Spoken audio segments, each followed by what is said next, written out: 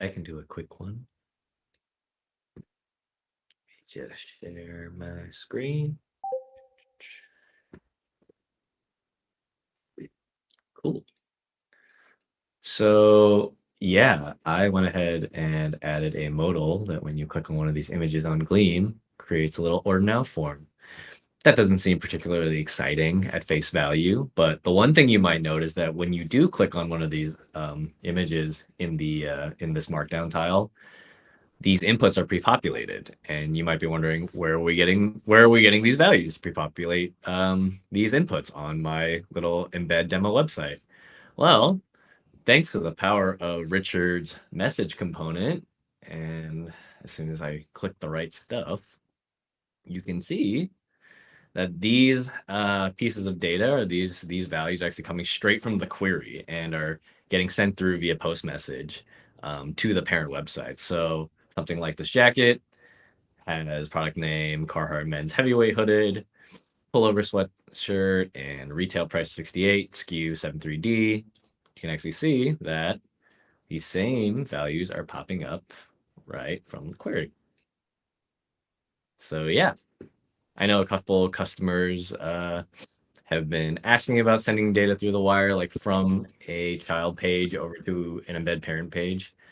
So it works, and it's really exciting. So all credit to Richard for developing the Omni message component and really making it really seamless. Like it didn't take me like really more than half a day to get this thing up and running. So yeah. That's amazing. Just a huge shout out to both of you for that too. I know that was an additional ask and on top of everything else going on. So thank you both to Elliot and Richard for putting that together and the demo for it.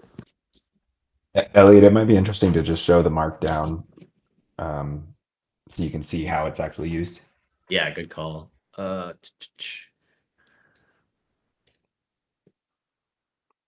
So if we dive into the actual chart, you'll see that pretty simple. The Omni message component is a special markdown component that we now have that you can use within your markdown tiles.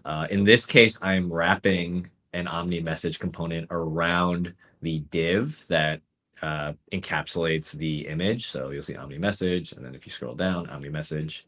And a couple key things to note is that you can specify the event name so that you can filter down in this case by this specific click event and make sure that the listener on your embed application or the application that's embedding Omni can listen for this specific event and perform actions. Obviously, you can layer with multiple actions and create different listeners or different event names and different listeners to handle multiple different parts of the embed app and translate them over to your parent app.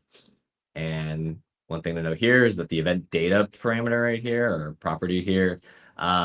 So by default, my understanding, Richard, and Richard, correct me if I'm wrong, is that we pass through just whatever is in here as a raw string. And so in this case, I'm passing over multiple values as a comma separated list, which is probably like the most elegant way to do this for now. In the long term, we might want to find a way to support like creating JSON objects within the actual markdown, but for now it's a little bit more work than just creating comma separated lists, which is really simple to send over and also parse out on the parent app side. So yeah, Richard, do you want to call anything out? Yeah, I think you covered it. Nice. Cool.